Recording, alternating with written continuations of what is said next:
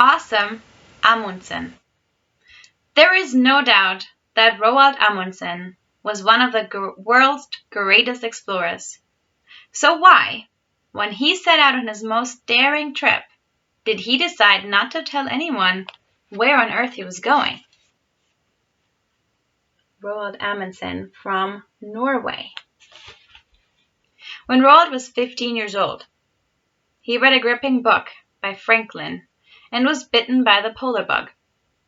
Secretly, he started toughening himself up for his first treacherous trip. In winter, he slept with his bedroom windows wide open. He told his mom he found the fresh air bracing. Ugh. And he was sickeningly fit and sporty from playing footy and skiing. Roald trained to be a doctor, but gave it up to be an explorer. He signed on as a sailor on a ship bound for Antarctica. Unfortunately, the ship got stuck in the ice, and Roald had to spend the winter there. But even that didn't put him off. Soon, he was planning his most daring trip yet, to reach the perishing North Pole. Everything was ready, or so he thought. Then he received the earth-shattering news. Peary had got there first. What do you think Amundsen did instead? A. He went to the North Pole anyway. B. He gave it all up as a bad job and stayed home. C. He secretly set sail for the South Pole. The answer is C. Ambitious Amundsen immediately put his North Pole plans on ice. But he didn't tell anyone yet. On June 7th, 1910, he set sail from Norway in his sturdy ship From, which he'd borrowed from Nansen, remember him? And headed south instead of north. Only then did he tell his confused crew. He said they could leave on full pay if they wished, but not one of them jumped ship. Southward bound. Not everyone took the news so well. Dashing British explorer Captain Robert Falcon Scott was already sailing south on his way to the pole. The first thing he knew about Amundsen's change of plan was a troubling telegram. Beg leave to inform you from preceding Antarctic. You can imagine how miffed Scott must have felt. But there was no turning back now. The race for the pole was on. 6 months after leaving Norway, From landed in at the Bay of Whales on the Ross Ice Shelf, an enormous floating sheet of ice about the same size as France. Amundsen and his party set up their camp, called Fromheim, after their trusty ship, and settled in for a long, cold winter. Okay, so a freezing cold lump of ice might not sound like the sort of campsite you'd pick, but clued up Amundsen knew exactly what he was doing. He was 100 kilometers closer to the South Pole than Scott, and he hadn't even set off yet. Clever, huh? There was plenty for the men to do while they waited for spring to come. They kept busy laying stores on their route to the pole, braving bone-chilling temperatures of minus 50 degrees Celsius. At least, and at last. On October 20th, the waiting was finally over. With 4 men, 52 dogs, and 4 sledges loaded with supplies, Amundsen struck out for the pole. Did he beat Scott to it? Did he make it back alive? Where better to look for the answer than in Amundsen's own expedition diary? Don't worry, we've translated it especially for you from Norwegian. Amundsen's actual diary almost looks like this, but not quite. Another earth-shattering fact before we get into that. Before you get stuck in, here's a quick word about dogs. Yep, dogs. But not ordinary pet pooches who chew slippers and dig up your dad's best plants. No, these top dogs were hardy huskies from Greenland.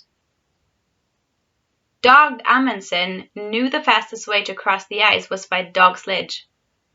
So he let huskies do all the hard work. They were tough, well-trained, and super strong. A team of 10 huskies could pull a sledge 50 kilometers a day, dragging the men along behind them on skis. So there was no reason to get dog tired.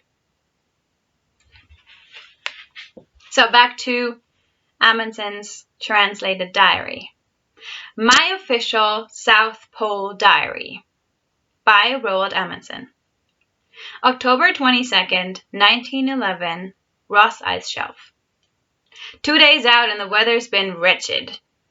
We couldn't see a thing in the driving snow, and one of the sledges fell down a crevice. Thankfully, we managed to haul it back up along with our precious supplies. If we'd lost those, we'd have been scuppered. We haven't brought along any spares. November 17th, 1911, Trans-Antarctic Mountains. Yippee! We've reached the halfway mark, and I'm glad to say we're making better progress. The weather's been fine, and the going's been good, and the dogs have been brilliant. If we carry on like this, we'll be there in no time at all, and we'll definitely beat that slow coach Scott. So fingers crossed.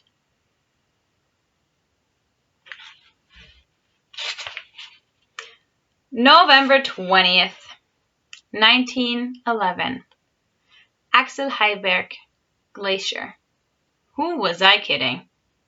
Talk about famous last words. It's taken us 4 back-breaking days to climb this gruesome glacier. Goodness knows how we made it. Talk about a slippery slope. It was riddled with hidden crevices and giant rocks and blocks of ice. Terrifying. Still, the good news is we've reached the polar plateau. Not far to go now. Now, plateau, that's a vast flat expanse of ice around the South Pole. November 21st, 1911, Butcher Shop. After we made camp last night, we had to shoot half of the dogs for their meat. I know it was all agreed beforehand, but it was still a dreadful blow. So we had dog cutlets for our dinner. Actually, and I hate to say it, they tasted delicious. Yes, I know it sounds cruel and heartless, especially if your pet pooch is curled up next to you on the sofa. But I'm afraid it's a dog-eat-dog world at the poles. Amundsen didn't have time to be soppy, or he'd have starved to death. Besides, fresh dog meat was brilliant for warding off scurvy. Remember that deadly disease? Sorry. November 26th, 1911, Polar Plateau. What a nightmare. Just as we were moving off, the weather broke. And how? Howling winds and blinding blizzards swept across the plateau, and for 4 days we were holed up in the tent. In the end, we decided to make a dash for it. We've still got the Dicey Devil's Glacier to climb. I only hope it doesn't live up to its name. December 8th, 1911. Polar Plateau. Still. Crossing the glacier took 3 grueling days. It was worse than I thought. The dogs kept falling through the ice, followed by the men, and then we spent hours pulling them back out.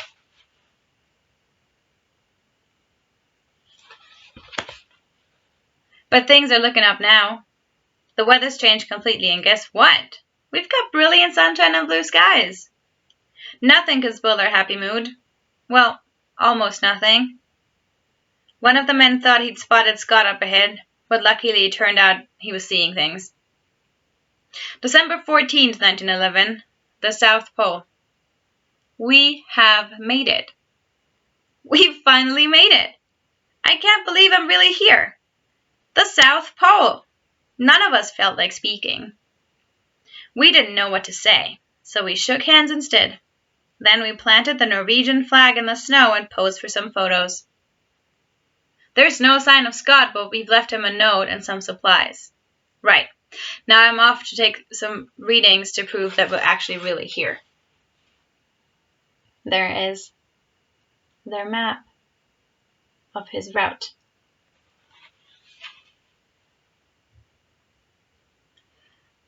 Amundsen spent 3 days at the South Pole. Then he and his men set off on a long journey back to base. 6 weeks later, they reached Fromheim, safe and fighting fit. Amazingly, they'd completed their historic 2,500-kilometer trip in just over 3 months. An awesome achievement.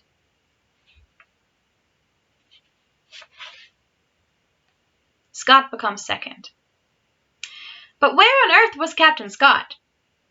As Amundsen posed for pickies at the pole, Scott was in deep trouble 640 kilometers away. One problem was, while Amundsen's hardy huskies sped across the ice, Scott's men pulled their sledges themselves. There you see them pulling their sledges. Why? Well, Scott thought it was the more manly thing to do. But it was back-breaking work and quickly took its terrible toll on Scott's men. Despite the desperately slow going, on January 17, 1912, Scott and his 4 hardy companions, Edgar Evans, Lawrence Oates, Bertie Bowers, and Edward Wilson, finally made it to the South Pole, only to find that their worst fears had come true. Amundsen had beaten them to it by more than a month. With their spirits broken, Scott and his men began their journey home. Suffering from scurvy and frostbite, their strength quickly began to fail. Evans died on February 17th after falling into a crevice. Oates' feet were so badly frostbitten he did not think he could carry on. Rather than hold the others back, he walked out into a blizzard and was never seen again. By mid-March, food and fuel were running desperately low. What's more, the weather took a turn for the worse, with howling winds and driving snow. The 3 survivors, Scott, Wilson, and Bowers, found themselves trapped in their tent, waiting for the weather to clear. But weakened by hunger and illness, at the end of April they died too. Their tanned and frozen bodies were found the following November by a rescue party. Little did the doomed men know that they were just 18 kilometers away from a supply depot stocked with food and fuels that would have saved their lives. So close.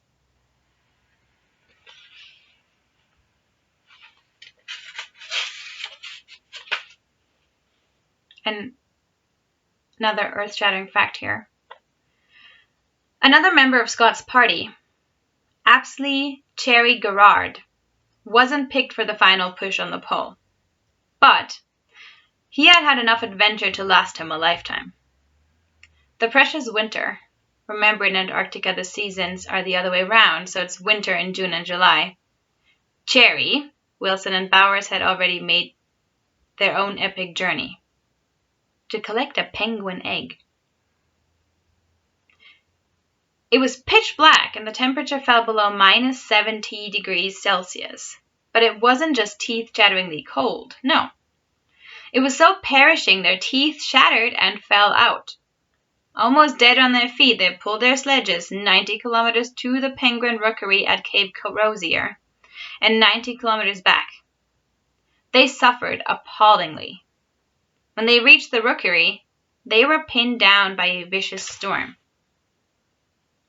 Their tent blew away, and for 2 days they lay shivering in their sleeping bags, singing hymns and waiting to die. Finally, the wind died down, and they began a long slog back to base. Against all the odds, they staggered home, safe and sound, clutching their precious eggs. Cherry was lucky to be alive. Here's what he said. Polar expedition is at once the cleanest and most isolated way of having a bad time that has ever been devised. Cherry later wrote a best-selling book about his treacherous trip. Its terrible title summed up how unspeakably grueling it had been. He called it The Worst Journey in the World. For sheer guts and determination, Scott's ill-fated expedition would be terribly hard to beat, even for a real tough nut like our next Intrepid explorer. Luckily, he survived his perilous polar ordeal without cracking up under the strain. But it was a very close shave.